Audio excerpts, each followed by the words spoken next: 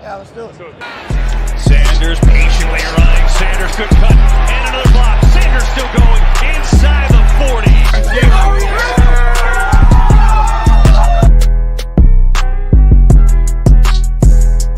NFC East champs. Divisional champs. NFC champs. And world champs.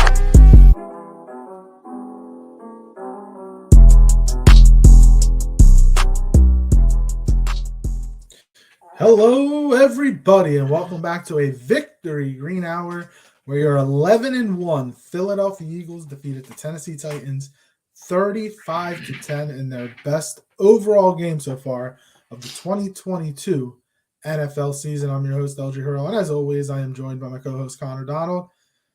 We apologize for not doing an episode on Friday. Things happen, but we are, we're ready to go today, and we'll definitely be back this Friday to get you ready for the big game against the New York Giants. How you doing, Connor? I'm doing better. I was sick over the weekend. That was one of those things that happened. But I'm on the mend. I'm getting better. I'm ready to talk Eagles football. That was a great wrap up to what was an otherwise shitty Friday and Saturday for me. Being able to watch that game on Sunday was awesome. And watch them absolutely dominate was even better. Obviously, the big scene is ESPN still gives better odds of the Super Bowl to the Dallas Cowboys, but odds are odds for a reason. Yeah. They're meant to be broken. They don't often happen, especially when you're given 50% odds on at this point in the season when they're a team that hasn't even clinched a playoff spot. Let's at least get to the point where we're clinching playoff spots, which the Eagles have a way more realistic chance of doing this week than they did this past week. We are likely locking it down. I think all we need is a win or a tie. So win or a tie or a Minnesota and Seattle loss, but they can help themselves by beating the New York Giants in the first matchup of the season. And we'll obviously talk about the Giants matchup more on Friday, but I think the Eagles might be catching the Giants at a good time. The Giants were flying high early in the season, but as we have said, they're mangled by injuries. And as I have said time and time this year, I think they're frauds. I don't think they're that good, and we're going to catch them at the end of the year when, again, you talked about the injuries, and now that they might be starting to come back there. But before we jump into the Titans game, as always, follow us on Twitter at Kelly Green Hour. Follow Connor on Twitter at Connor10. Follow me on Twitter at LJHarrell54. Follow the Painted Lines on Twitter and YouTube at the Painted Lines, and follow Edge of Philly Sports on Twitter, Facebook, and YouTube at Edge of Philly Sports or EOP Sports. And as always, if you are joining us live, let us know in the comments what you guys thought of the game on Sunday against the Titans. If we would have had a show, Connor, on Friday, I was worried about the game. I was worried about it. I didn't know if they would be able to stop Derrick Henry. I did not in a million years expect the Eagles to win 35-10, to dominate as much as they had. And it was in all three phases. The special teams had their best game of the year. They brought up Ellis from the practice squad. He had a couple good stops. Nakobe Dean, had a good tackle on special teams and then went in on defense when Kaiser White had and led the team in tackles. Britton Covey had his best game. He stepped out of that corpse that he's been all year. But, we might talk about the one of the releases that happened just before we came on the air that I agree with you. I would take him over Covey as a returner in Darden from Tampa Bay. But all three phases worked in unison. A.J. Brown had his revenge game. John Robinson got fired today after A.J. Brown had the revenge game. It was a perfect matchup and a perfect blending of offense, defense, and special teams for the Philadelphia Eagles. Absolutely. Like you said, it was our most complete game, and we can probably pinpoint games where the defense looked better, the offense looked better. I don't think I can pinpoint a single game where the special teams ever looked anywhere like this special teams did. But as a complete team that dominated, and at no point did I ever feel worried about this game.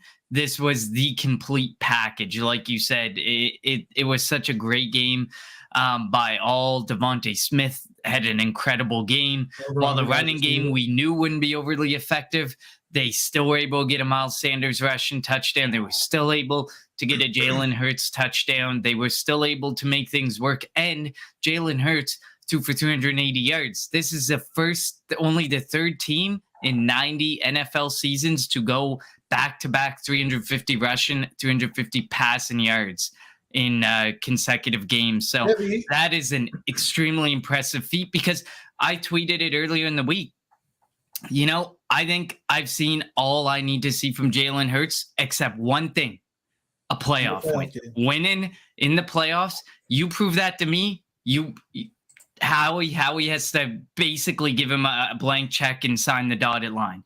And what you may disagree with the sentiment of a blank check or whatever, but at the end of the day, this guy did everything you wanted and more than what we expected of it. And we've seen him throw, we've seen him pass, we've seen him win ugly, we've seen him win in complete blowouts. We've literally seen everything, and at this point, it's show me a playoff win. But I don't think we can spend like 20 minutes an episode picking apart his game anymore. So I don't want to dive too much into the Jalen Hurts contract and all that, because obviously it's going to happen, and it'll happen at the end of the year. And when it happens, we'll definitely talk about it. But he has definitely exceeded my expectations. My only fear, I guess, in the back of my head would be, is he playing like this because he knows the contract's coming? Now, I don't think Jalen is that guy. I don't think Jalen's the type of guy that once he gets paid, he's going to go back on his morals and not be the hard worker that he is. But that's always it, because we thought Carson in 2017, when he should have won the MVP but finished second to Brady after he tore his ACL, like we thought that he was going to be the guy. He got paid. Now, I'm not saying money went to his head, but he just wasn't the same person. I think that was mainly due to injury. But we see it a lot where players, going into a quote unquote contract year, and obviously he has another year after this, they'll have their best year, get paid, and then they disappear. So that's my only thing. But this is something we will talk about in the offseason, because he is going to get a contract. Will it be 40, 45, 50 million a year? It's going to be crazy. It's going to be an insane amount, and it's going to be up to Howie Roseman to be able to keep this team together, because they're paying their starting quarterback right now on a second round draft contract. It's not the same as, when you're going to be paying him a bunch of money starting next year. How do you build around him is going to be the big question. And that's going to be a question that Howie has to answer. And we all know how he can dummy years and set up contracts a certain way. But this is going to be the highest amount. He's going to set the record for quarterbacks in Philadelphia for how much they get paid. So that's going to be, now do you build the team around him? We know AJ is going to be here. We know Devontae is going to be here. Most of the line is going to be here. But now you have to put weapons on defense, because six or seven guys on the defense are on 1-year contracts. So that is, that team, the defensive side of the football is going to look different. Then it's going to be, can Jalen score enough points on a weekly basis, because the defense might not be as good. But there are questions that we're going to talk about in the offseason. But in terms of this game, I'm going to start on the defensive side of the football. Derrick Henry did nothing. It was amazing. The fear for mine, and I mentioned earlier, like if we had a show on Friday, my big fear was, can they stop Derrick Henry? I think you put a stat out. I think that the Eagles had 0 missed tackles on defense. I don't remember. 0 missed tackles on run defense. I would have to double check the pass defense side, but run defense is where we probably had the bulk of them in the past. Yeah, and look, and Ndamukong Suh and Linval Joseph are getting their feet. Now they're starting to get into rhythm. They got Jordan Davis back. He didn't play a lot, but he's still a big body, and he makes a big difference. The defensive ends, Brandon Grahams and Josh Sweat had a great game. Nakobe Dean, as we had mentioned earlier, he coming in for the last quarter and a half, led the team in tackles. How many times have I said over the last month that you can't teach game day instincts? And that's what Nakobe Dean has. He has game day instincts. He might not look it in practice, but you put him in the middle of in between those, in between the white lines on a Sunday afternoon, he's going to go out there and make plays. And that's exactly what Nakobe Dean did on Sunday against the Titans. And we have the question from Chris. Do you think Nakobe Dean gets increased snaps moving forward? I don't see how you keep him off the field. And I guess this is a good problem to have, especially for the Eagles, who don't value the linebackers that much. TJ Edwards is having a really good season. Kaiser White started off really good, kind of slowed down a little bit, kind of is being the player we kind of thought he would be. Now they might have a exuberant amount of linebackers. Now you just get them on the field. Let them play. You know, if you're not going to have to play your linebackers 100% of the time, keep them fresh, keep them smooth, and get them out there. Let them make plays. Yeah, absolutely. I agree. I think it's impossible to keep Nakobe Dean off the field, but obviously I think you're going to continue to keep him, you know, maybe up it slowly and ramp things up, because obviously he only played, what was it, 15 snaps? I think it was 15 snaps. Really? It felt like more. Yeah, it was 15 snaps, 27% of defensive snaps, which is great. And maybe you work it to 18, work it to 20, keep working it up from there. And hopefully maybe he can find his way into a very key role throughout the playoffs. Because I think the big thing that needs to be decided at this point, who are the players who are going to give you the best chance to win in a big moment? And now you need to look at TJ Edwards, you need to look at Kaiser White, you need to look at Nakobe Dean, and you have to say, which one of these guys is going to be the guy who can help me the most, or which two of these guys are going to be the ones that help us the most, who deserve the most playing time when it really matters. Also, who's going to be here next year? We know Nakobe Dean will be here next year. TJ Edwards and Kaiser White are both free agents. So, you know, probably one of them. I doubt both of them are back. So we know Nakobe's going to be on the field next year. He'll be a starter next year. One of them, probably TJ Edwards, would be my guess as of right now. Would be the guy that the Eagles bring back to pair with Dean. So, yeah, you want to see what he has. You just put him out on the field. And we're not saying play him, 90%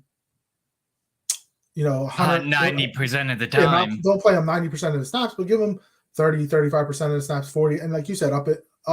So as we get to the playoffs, like if you need him in there, he's not going to be rusty. And granted, we saw it. He played 2 defensive snaps all year. Gets out there in the third quarter on Sunday, and it looked like he's been out on the field. Looked like his Georgia days.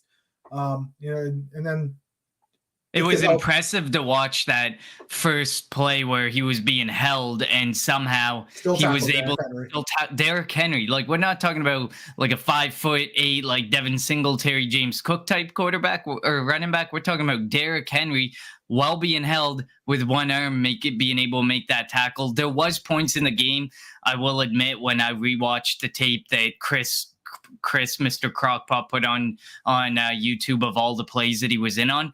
There are times you can see he has a tough time getting through the garbage and stuff, and his size is a bit of a factor. But if no player is perfect at making plays 100% of the time. So as long as when it really matters, he's making the plays. And on Sunday, it felt like when it really mattered, he made the plays, he stepped up and he did what he had to do. But obviously, does he need to bulk up a little bit and try not to let that interfere with his athleticism? Yes, but it's not something I'm as concerned about as other people probably are going to start to pinpoint when the decision is made on linebackers next year. When Nakobe Dean, front and center, is one of your guys standing at 225, 230 pounds, because then everyone's going to say, well, can Nakobe Dean handle the physicality of the NFL? It was one of the biggest questions coming into the league, the injuries and his size and physicality at the NFL level. So it'll be interesting to see, but he showed that he can make plays and he can make things happen. And that's the biggest thing that we've been waiting to see from a linebacker in a long time. And even TJ Edwards has done a lot. I think he's got 109 total tackles. He's 8th in the NFL. That's super impressive. He's having a Pro Bowl year. Exactly. We haven't seen tackling since like Jordan Hicks. Like Nigel Bradham had some good seasons, but I think Jordan Hicks maybe was the last 100 tackle linebacker in a season. But also it was really impressive to see the defensive line. Chris says here, Hargrave led the D-line with 28 snaps on Sunday. It's actually good to see that the snaps are low for a lot of the guys along the defensive line. Josh Sweat had his best game of the year by far, and we need to see more of that. And I mentioned that ever since the snap count for Fletcher Cox has gone down, he's looked a lot better. Now that you have Sue, Linval Joseph, Jordan Davis is back. He'll be getting on the field more. Milton Williams, Javon Hargrave. Like, now that you have that rotation we had back in 2017, Fletcher Cox just looks a lot better. He's getting after the quarterback. He had 1 sack. He may have only had 1 tackle, but he still impacted. He was doing his job on the middle of the field, in the middle of the defensive line. There were absolutely zero holes for Derrick Henry to run. What did he have? 11 carries, 30 yards or something like that. It was amazing because, again, my fear going into the game was Derrick Henry's going to eat us alive, but he didn't. Now, like, the Eagles they're getting tested with the running backs because you have Saquon this week, different type of running back than Derrick Henry. He can run onto the outside. He can catch the ball out of the backfield. So he's going to pose a different test than Derrick Henry did. But just seeing what the Eagles defense was able to do, especially after getting carved up ever since that Houston Texans game, carved up by Dameon Pierce. They got carved up, or they didn't get carved up by Washington, but Washington ran the ball so much and had a bunch of third and shorts because the Eagles were giving up 3 yards a carry. If you give up 3 yards a carry, it's going to be a third and manageable every time. If all you're doing is running the football. So it was good to see the Eagles. They went out with a lot of odd man fronts, a 5-man front. It's mano. If you win your battles, you win at the line. If you win your battles at the line of scrimmage, you're going to force the running back to run into somebody, have to bounce it, and a linebacker should be there. James Bradbury had a couple tackles on Derrick Henry. Just all around group effort by the Eagles defense to stop Derrick Henry. They took it upon themselves, Hassan Reddick and the guys, and however they got tested this week by Nick Sirianni and Jonathan Gannon and the defensive coaching staff, they aced it easily this week. Yeah, and following up on a couple of those things you said, I did tweet earlier this week that after allowing 722 rushing yards from weeks 5 through 10, that is 144 rush yards per game. The Eagles' rush defense has only allowed 292 rushing yards over the last 3 weeks. That's a 97.3 rush yards allowed per game. And the last 3 weeks, we faced Jonathan Taylor, Derrick Henry, and Aaron Jones and A.J. Dillon. Mm-hmm. And I can tell you through weeks 5 and 10, we did not see that same type of competition. So the fact that they're getting a lot better when the competition is getting a lot better, especially from a rushing perspective, is a massive bonus. And if you think about the next 3 games, Saquon Barkley, Justin Fields, and David Montgomery, Zeke, and Tony Pollard, it doesn't get any easier. It's going to continue. And then I think Alvin Kamara, and then Saquon, if that game even means anything. So like I said, like we've been saying, the competition, the running back they're going to be facing it doesn't get any easier going forward. So they're gonna get tested, and they're just gonna have to continue to battle. And it helps when your offense can score points, because if your offense can score, if you get the ball first, you score, you go up 7-0, you force a 3 and out, or you force a punt, get the ball, score again, go up 2 scores. Then the opposing offense can't run the football; they're forced to throw. And when you have the corners that the Eagles have, you're going to win those battles more time than not. And we know Gardner Johnson's out at least the next 3 games before he could potentially come back. And Reed Blankenship didn't have a bad game, but he was also going up against an offense that doesn't really throw the football. So he'll get tested against Dallas more than he got tested against Tennessee, more than he'll probably get tested against the Giants, and definitely more than he'll get tested against Chicago, because they don't really throw the football. So we won't get to see what Reed Blankenship can be all about in the passing game until we get to that Christmas Eve matchup against Dallas. Yeah, and then for Fletcher Cox, I just want to add, through the first 10 weeks, including that Washington game where we saw him out there for 60 snaps or 70 snaps, that was 85% snaps. He only had 3 sacks and 2 tackles for loss. Last 3 games, his snap share has dropped 74, 63, and a very low 49% on Sunday. He has 2 sacks and 3 tackles for loss in those 3 games. He's almost up to what his first 10 weeks was in 3 games, because he is not being forced to play this humongous role. It's not necessary. Is he washed? He's washed to the extent that he's not playing 80% of snaps, 90% of snaps. But at this point, I don't think there's many defensive linemen outside of complete freaks that are going to play that type of workload. That's why you have such a heavy rotation in a lot of defenses on the defensive line, because they're just not meant to do that as much anymore, especially the tackles. So it's really impressive to see Cox coming in and playing as well as he did. And then, I found the game plan was just extremely impressive for defense. That was force them, take the rush, make them work hard on the runs, forced short runs, forced the pass on third down, forced them to pass when they don't even like to pass at all. Like the fact that he had to throw the ball 22 times is a fairly high number for Ryan Tannehill. And then Ryan Tannehill, he ended up getting injured and left the game. So he could have been thrown even more.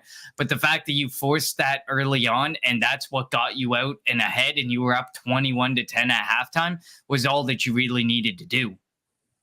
Yeah. So that was really impressive. And I love watching Gardner Minshew walk out there, of course. So, I mean, I don't know how much more I have to add on the defensive side of the football. I would still say Josiah Scott, he did have a missed tackle. He's looked okay, but he allowed all three. Might be back this week. I hope so, because I think that going forward, Josiah Scott would definitely be a liability. He has looked a part of a liability. And while, yes, he's made some nice tackles or whatever, he's a liability more in the coverage game. And I really do not think that that's a good thing. So hopefully he comes back. Yeah. So I want Dallas running the table. They won't run the table because it's Dallas and it's December and they're stinking late in the season, but Dallas could run the wait. Dallas could run the table, and the Eagles will still win the division because Eagles are only if the Eagles might have one loss the rest of the year. The Eagles win the division. Dallas is still going on the road in the playoffs and losing their first playoff game because we know what they have one playoff win in or how many like 3 playoff wins in 25 years, whatever it is. So. I'm glad we have a Dallas fan and I get it. And I get it. Okay, so they mauled so the Packers. They lost by 3 points to the Packers. They mauled the Vikings. Okay, good. We beat the Vikings as well. You don't need to maul a team to necessarily say you're good, because after mauling the Vikings, you beat the Giants by 8. And then you go and you maul the lowly Indianapolis Colts. Like, at this point, I get it. Okay, if you want to point to the Philadelphia Eagles only put up 17 points against the Indianapolis Colts, we can look at other games as well where we completely mauled teams. You're just picking games and situations that work towards running the table and mauling teams. Dallas can beat the Eagles on Christmas Eve, and it won't matter. The Eagles are still winning the division. The Eagles still have the number 1 overall seed.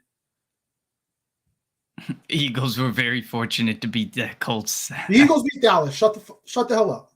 I don't care if Cooper Rush was playing. Cooper Rush was undefeated, and everybody wanted Cooper Rush. Even Jerry Jones wanted Cooper Rush to be the Dallas Cowboys starting quarterback. The Eagles beat the Cowboys. The Eagles are 2 games up on them. The Eagles will probably lose 1 game the rest of the year. They might lose the last game of the year because it might not matter. And the Eagles are going to win the division. And just saying, it was 21-19 in that Colts game. So there was a point where we would be having such. Oh, he is, absolutely. There is a world where we'd have a completely different conversation if, say, that game ends in the third quarter and it's 21-19. That we have a very different conversation, Serdar. If Nick Foles started that game, the Colts win. I don't know about win, but I think they start putting up more points than this. This is the Colts are abysmal. Like the fact that you're the pride and mauling the Colts is good. Good on you. He'll be talking next week after they beat the Texans.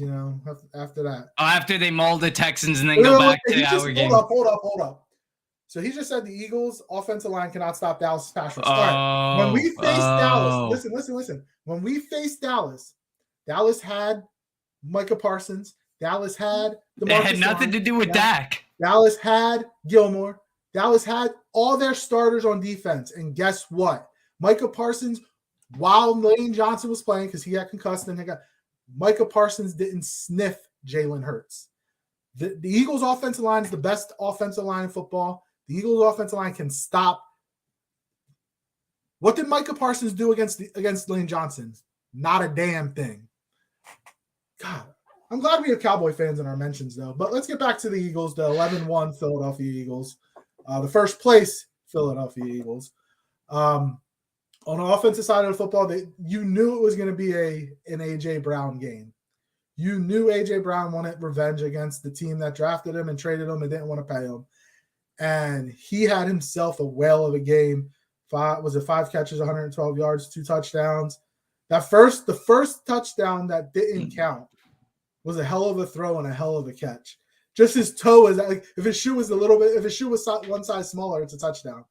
But you got to give credit. They don't need to run the football, or if the Eagles need to run the football, they can run the football on anybody. If the Eagles need to pass the football, they can pass the football on anybody. You don't know how to stop the Philadelphia Eagles because they can win both ways. They can win in a fist fight type of game. They can win in a blowout. They can win running the football. They can win passing the football. So the Eagles deserve the coaching staff, Nick Sirianni, Shane Steichen. They deserve a lot. Definitely Jeff Stoutland, because he puts in a lot of the game plan, especially on the run side of the football. They deserve a heck of credit. And we're talking about an Eagles team that put up 35 points, and they had 12 penalties, I think. Like that first quarter, they had like 7 penalties. Every offensive lineman had a penalty. It was brutal. It was brutal, and the Eagles still put up 35 points. So they can win in any ways, and just that game plan. The offense, you talked about the defensive game plan being brilliant, being perfect. The offensive game plan for the Eagles was another outstanding show of force. Yeah, the offense alone had 9 penalties that cost 52 total yards. Like, just imagine that. And Landon Dickerson, he had 1 for 11 yards. Jason Kelsey, he had 1 for 6 yards. Lane Johnson, 2 for 5 yards. Like, there was just so... Isaac Seumalo, 3 for 5 yards as well. So, obviously, some penalties were probably rejected in some of these circumstances because they were dependent on the situation. But that just goes to show... There was so many points where maybe we had the first down, but it was brought back, and it just was it's so rare to see the defensive line do those types of things. Offensive line, sorry. It's so rare to see the offensive line do those types of things. So hopefully those things get cleaned up before, as the season goes on and we start playing some tougher defensive lines, and we won't get away with the holds. There won't be the opportunity to get away with all those holds if there's holds. And it could cost us a lot more dearly. We're lucky that these didn't cost us more. And at the beginning of the game, it looked like it could have cost us more, but it didn't. Didn't they have two penalties on the first drive and still went down and scored in 5 plays? Yep. Yeah, like the penalties were just an atrocity. It was so hard to watch, and it was always holds. It's just the simple things of knowing when to let go, or they called a holding penalty on Jason Kelsey that wasn't a holding penalty either. Like, or know where to put your hands properly. No matter what, I mean, I'll never. At the end of the day, I'm never going to sit here and say the ref screwed us or screwed something up, because it's human error. The refs miss things on all occasions. And at this point, we've been on the favorable side of calls. We've been on the losing side of calls, and it's going to happen to every single team. And at this point, if all you want to do is say, blame the refs, or say, oh, it was something to do with the refs. Oh, no, I'm not saying you specifically, but at the end of the day, we still have to clean something up about our game if we went out there and got 9 penalties, and the bulk of those were holding penalties. They got to work on some things. And this is Serdar, cover your ears. This is probably the best offensive line in football. So arguably, it's between them and, sorry, it's not Dallas, but probably the Cleveland Browns. There's two. Detroit's really good too. There's probably like 3 to 5 that are debatable, but 3 that are debatable for the number 1 spot, and then the top 5 is really interchangeable. But at the end of the day, the Philadelphia Eagles have a really good O-line. Jeff Stoutland is an incredible coach. He's done such great things. A Hall of Fame coach. He should. I hope he never, ever ends up leaving Philadelphia. It would be such a nightmare. At this point, I wonder if he leaves when Kelsey leaves, though. I wonder if they're hand in hand. I hope not. I really hope not. But you see a changing of the guard coming, because you see Kelsey could be out the door soon. Lane Johnson says he's going to be out the door soon. It's like, is Jeff Stoutland going to say my time is now and stop with some of these guys who he's done such a great job of developing, like Jordan Mailata? He's like 26 years old. He's still really young, and he's still got a lot to go. Landon Dickerson's still super young and got so much in him. Cam Jurgens is going to have a lot in him as well. Speaking of Dickerson, while he is good, he's been hobbled by by injuries. I feel like he's the new Jason Peters almost to an extent, where he's always coming out of the game at some point, which is a shame because I mean obviously he's really good left guard, one of the better left guards in. Again, go back and watch the first game, Serdar. Dallas's pass rush did nothing, and you can't blame injuries for that because you can't blame Dak not being there for that because if we're talking pass rush versus O-line, and actually I looked it up. So Micah Parsons had 3 total pressures in that game. They all came as soon as Lane Johnson was out. Yeah. So if Lane Johnson plays that whole game, there's a chance that I would love to have a Christmas show if we win, just to be able to talk to you, Serdar, and just ruin your Christmas and talk about that game. But we won't do that. We won't do that to you. Track, but some of these comments, I mean, Dallas fans aren't the brightest people in the world. Like it's ridiculous. And a good thing Hurts is good at running for his life. Didn't DeMarcus Lawrence say before week 1 that we don't know how good Hurts is because he hasn't faced Dallas's defense yet? And DeMarcus Lawrence was eating dirt the entire day. So let's calm down. I'm not saying Dallas's pass rush isn't good, but the Eagles' offensive line is the best in football and can go mano-a-mano with Dallas's pass rush. So I would actually argue that 4 of the top 10 defensive lines are in the NFC East. So, Serdar, your comment does not go disrespected. I do think there's a lot of really good defensive lines in the NFC East, and I think they're all going to continue to just keep getting better. I still think San Francisco's defense is the best defense in football. Oh, as a whole, that defense they're the only defense yet to allow 200 points. It's crazy. Crazy. Their defense is ridiculous. But, so yeah, taking it back to the Titans game, it'll be interesting to see if the Eagles can continue this momentum going forward. Obviously, in normal years, the Eagles would have the division wrapped up by now. They'd be 11-1. They clinched the East, and they could now they're battling for the bye. Which obviously, if it was last year, we had it clinched in like week 6.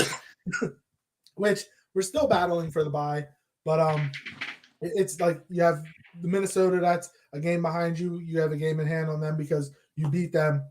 Or I should say you have the tiebreaker with Minnesota because you beat them. Right now you have the tiebreaker with Dallas because you beat them, but you still have them one more time. You have to think that Dallas might lose 1 to 2 more games because I think Tennessee will still be tough, and they got our game. We might lose 1 to 2 more games. So like the Eagles could be 14-3. Dallas could be 13-4. And the two best teams in the NFC are going to be in the East. And one's going to have a bye. The other's going to be playing a road game in Tampa. I just want to point out there are 3 teams with playoff scenarios in this week. The Eagles are one of them. All they have to do is win and they clinch. The Chiefs have a chance to win their division. And Minnesota. The Vikings have a chance to win their division. We have a chance to be in the playoffs. Just in the show. And these other teams are ready to clinch their damn they're ready to punch their ticket to be in the champions of their division. That's crazy. Like that's just unheard of. The NFC East has been this year, which is like I mean before this past weekend's games, all 4 teams in the NFC East were, if the playoffs were to start, were in it. Now I think Washington's out and Seattle's in. I think, if I'm not mistaken. Seattle's in and Washington got scooched out for now. So and we'll see what happens obviously going forward. But like you said, if the Eagles can, and we'll talk about this on Friday a little bit, kind of get into the scenario, but the Eagles, all they have to do is win. All you have to do is beat the Giants. And it's not going to be an easy task, obviously, but since the game's at MetLife, it's going to be 40% Eagles fans there. It's going to be crazy. And with the injury issues, the injury bug lately, I'm so terrified of that field. I'm terrified of that field. That field is one of the worst fields in football. That's why they're changing it next year. Like they're changing the turf to, I don't know if it's going to go to synthetic grass or whatever, but they are changing it. They're going to get input from the players. But yeah, it's awful, and it is a worry. We do remember, and again, this is something we'll talk about more on Friday, but last year Jalen had one of his worst games there in Jersey. So, hopefully, and obviously this is a totally different Jalen Hurts, and a totally different defense for the Giants. So we'll see. But you said it right. We said it right. The injury bugs are starting to hit the Giants and we're facing the Giants at the right time. Even when they were whatever their record was, 7-1, whatever, 6-2. I thought that they were a fraudulent team, and we're kind of starting to see it. Yeah, absolutely. I agree. Other things as far as the Titans and Eagles game go, I mean, I don't think there's much more to add on the offensive side of the football. Before I need to get to Dallas can't beat the Eagles in Philly either, so shut the hell up. All right, continue. I'll bring up the comment there. I think if you want to go far in the division, you have to win the division because Eagles cannot beat Dallas at Dallas and go far in the playoffs. That's what he meant. Go far in the playoffs, not go far in the division. Yeah, AJ Brown, Devonta Smith. It was a really good game. Quez Watkins had another really impressive game. The pass that he dropped, it was a little high, a little wide, like a little behind. It would have been a tough play for Quez to make, but Quez has still stepped in admirably for Dallas Goedert. The tight ends continue to just be terrible. Yeah, Dallas Goedert has to be back. We are missing Dallas Goedert greatly from a tight end perspective. Jack Stoll, 3 receptions, 41 yards, good game. But Calcaterra and Stoll did have good games, and we talked about a lot of things we talked about over the last couple of weeks is them not being able to expose the middle of the field. And Jalen Hurts was able to find them both over the middle of the field, so it was good to see that. You just can't trust him as much. Like good 3 for 41 and 1 for 19. Good. That's respectable. You're doing you're treading water for us at this point. I also think the game plan this week was AJ Brown. Let's get the absolutely so, the touchdown catch that he made where he absolutely he didn't even moss the guy. He's browning the guy. Like I don't even know what we would call it because he literally ran right through. Who did he run through? Christian Fulton. Yeah, on his first touchdown. I think it was his first touchdown. And it really didn't matter. Like you could have put Fulton over there. Whoever you put over there, it didn't matter. It was not Fulton. It was the other guy that he ran over on that play. Was it Golden? Oh man, I'm looking for his name on here. It might be Jones. Is it Jones? Adams no. Maybe? I thought it was Fulton that got hurt in that play. I don't think it was Fulton that he ran over on the play you're referencing, but it might have been. But yeah, we're talking about his first touchdown, right? The one where it was the double move. I think maybe I'm wrong. I don't know. I thought it was Fulton. Nonetheless, it was extremely impressive to watch. Like his route running, while not like Devontae Adams, Stephon Diggs-esque, his route running still. That's one of the reasons the defenders were kind of left behind. And even though he doesn't like pull away from people like Tyreek Hill, he's able to make those plays where Jalen Hurts can put it where he trusts AJ Brown will be, but the defender is not going to be. And those are the plays that are extremely impressive. Devonta Smith had a really good game. I can guarantee if we had a show on Friday, one of us was picking Devonta Smith as a player to watch because it's literally happened almost every single week of this season. AJ Brown was a cop-out pick because obviously AJ Brown was going to have the game. It was a revenge game. It even got his manager fired because they're like, we got Treylon Burks who went for 1 for 25 and a touchdown, and they got AJ Brown who went for 8, 119 and 2 touchdowns. He got hurt. Who would have known he did get hurt. We don't know what Burks' numbers would have been like if he didn't get concussed. But, he did get hurt. If there was a game for Devontae Smith to go off, it would have been this game because I would have thought that Tennessee's defense would not have let AJ Brown beat them. I'm shocked they didn't put 11 guys on AJ Brown. Like that's how. Like should have put more. Should have. There's one guy you don't want to beat you. It's AJ Brown. But they kept going man on man, 1-on-1, and I have no idea why. It was constant single coverage, and I could not for the life of me. And no, like. Because he was getting down the field like 20, 30 yards. So there was no safety hanging over to help. Like he was literally man, 1-on-1. And he was just taking these guys to town. And I do want to get out of the way. Treylon Burks, that hit. I get it. What do you want defensive players to do? The point of protecting that's debatable. The point of protecting defenseless receivers is that those are going to be called every single time. The fact that people go to Twitter and continue to say, look at this, I slowed it down, I snapped a picture, this is not a penalty. A defenseless receiver is always going to be called. Whether you like it or not, it is how you protect the receiver. And at that point, is there a chance he could have knocked the ball out? Yes. Is there a way you could have controlled how that hit was going to happen? Not really. I get it. It is incredibly difficult to be a defender in the NFL today. We've talked about it, LJ, in games where we've seen us screwed by the refs because of a defender on a play that we didn't like. We've talked about it. It is incredibly difficult to be a defender in today's NFL. Well, it's because the NFL wants to score points, and points equals ratings. So they do, but at the end of the day, you also have to protect the players too. And like, if you're like, he did go in with the helmet, whether he hit the shoulder, whether he hit the chin, wherever he hit. Ronnie Lott, Steve Atwater, Brian Dawkins, Ed Reed, Troy Polamalu couldn't play in today's game, I don't think, because that's a normal hit for them. That's a normal hit. Back in there, I'm convinced some of Marcus Epps hits, like he's a heat-seeking missile. Some of those, I'm convinced if he actually lands them and doesn't miss them, they're probably penalties because he doesn't know where he's hitting when he's hitting. So that's true. All right, so the Eagles won 35-10. They're 11-1. Next up, the New York Giants for the first time this season.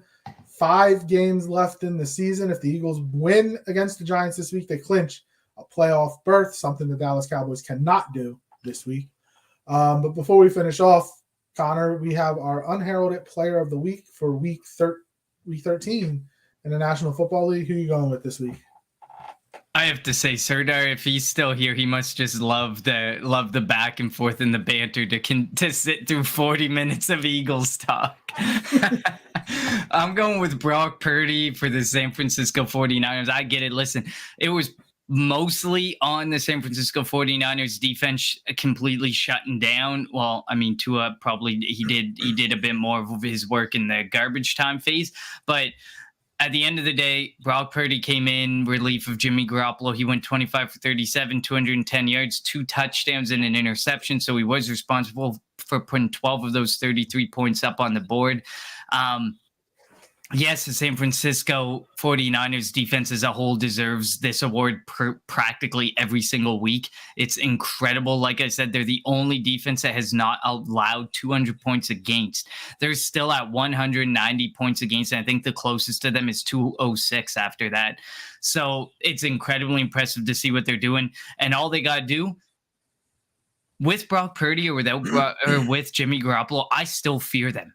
Because if you say we cannot have that opponent score more than 7 or 10 points, I trust that they will go out there and they will make sure the opponent does not score that and that they score just enough to beat them.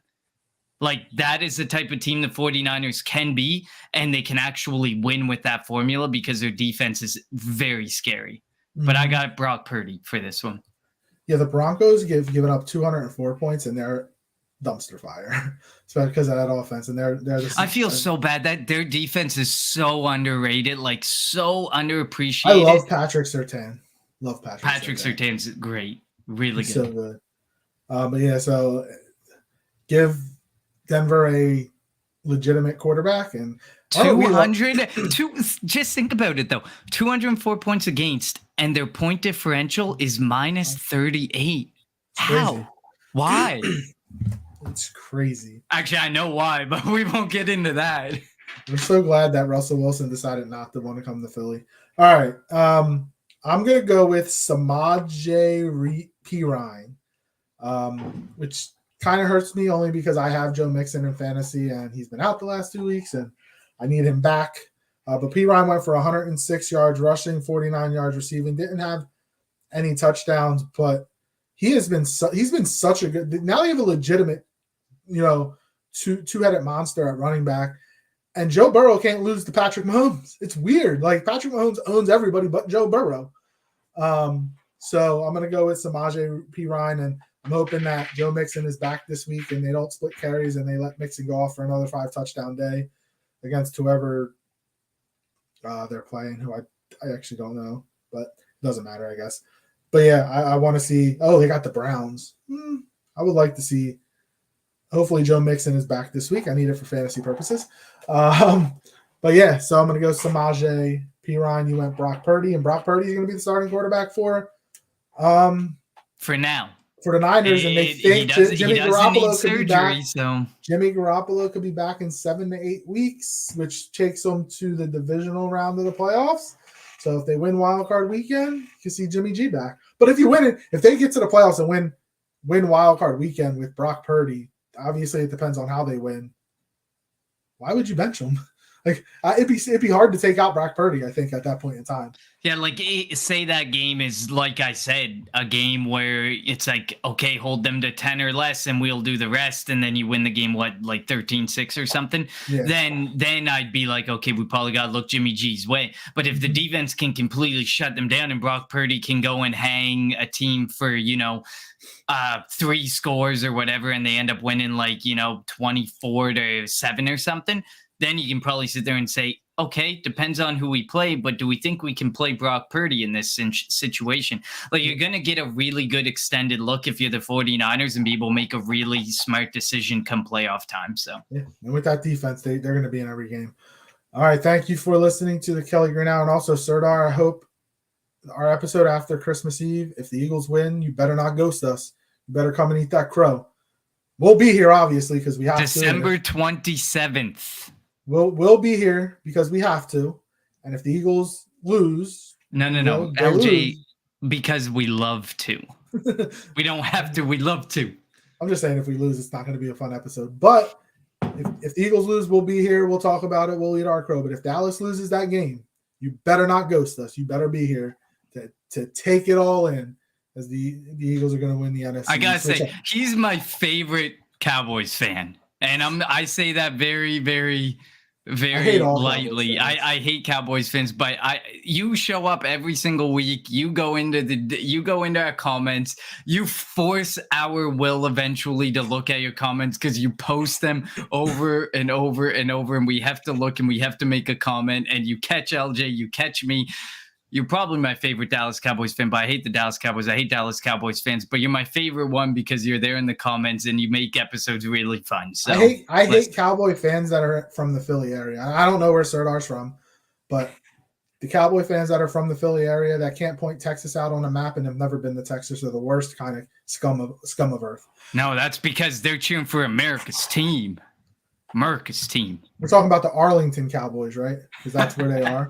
Just like we're going to face the New Jersey Giants this week, or the East Rutherford Giants, I should say. All right. But thank you for tuning in as the Philadelphia Eagles defeat the Tennessee Titans 35-10. As always, follow us on Twitter at Kelly Green Hour. Follow Connor on Twitter at Connor10. Follow me on Twitter at LJHurrell54. Follow the Painted Lines on Twitter and Twitter and YouTube at the Painted Lines, and follow Edge of Philly Sports on Twitter, Facebook, and YouTube at Edge of Philly Sports or EOP Sports. We'll be back Friday to get you set for the big NFC East divisional matchup between the Philadelphia Eagles and the East Rutherford Giants. For Connor, I'm LJ. Thank you and have a good night. You want Philly? Yeah, let's do it. Sanders patiently running. Sanders good cut and another block. Sanders still going.